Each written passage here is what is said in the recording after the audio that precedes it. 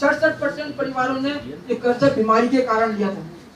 परिवार के किसी सदस्य का परिवार का इलाज कराने के लिए 67% परिवार ने लिया। यानी कि हमारा हेल्थ सिस्टम इतना लचीला है कि वो परिवार को मजबूर कर रहा है कि यदि उसे सर्वाइव करना है, उसको जीना है, तो उसको कर्जा लेना पड़ेगा और कर्जा लेकर के अपना इलाज करा करके अपने आप को बताना पड़ेगा। वो कर्जा लेकर 67% परिवार इस कर्जे में जो थे वो बीमारी के कारण इलाज लेने वाले थे। 30% परिवारों ने अपने दूर से कार्यक्रम, घर में बेटी की शादी कराना है या मोतरना है जिसे, उसको लेकर के इसने शादी किया। 3% थे जिन्होंने रोजगार वगैरह के लिए इस पूरे कर्जे को दिया।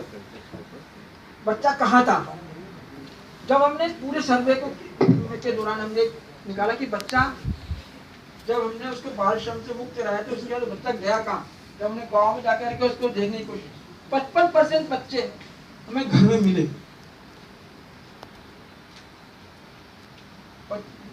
जो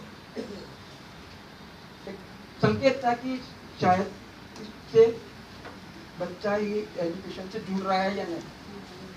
15% बच्चे रिश्तेदारों के यहाँ गए थे, तो रिश्तेदारों के यहाँ गए इसका भी नहीं मालूम कि बच्चे के वापस मजदूरी में चला गया। 11% बच्चों ने कहा कि हाँ बच्चे मिले, जो मालूम पड़ेगा वास्तव में वो वहाँ से निकल के ईट भट्टों पे काम करने लग गए। 8% बच्चे कहीं अन्य राज्यों में चले गए दोबारा। 10% बच्चे जो हमें कहीं मिले जिनके बारे में हमें जानकारी मिल नहीं सकी। अब जो बच्चे गांव में थे या घर में थे वो क्या कर रहे थे? 13% बच्चे गाय चराने या जानवर चराने के काम में लगे हुए थे।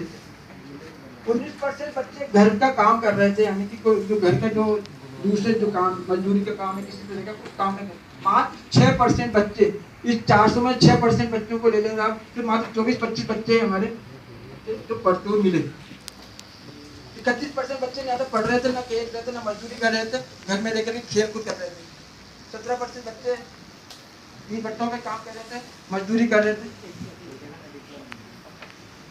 ये कुछ बच्चे जब हमने सर्वे के दौरान जब हम बच्चों से मिलने गए, इंटरेक्शन करने गए, तो ये पूरा का पूरा इन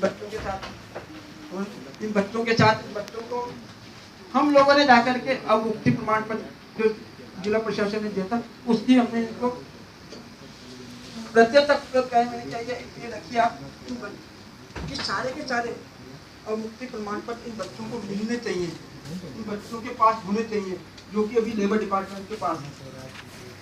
यदि बच्चों के पास होंगे तो उनका हो जाए। तो ये पूरा एक अध्ययन था।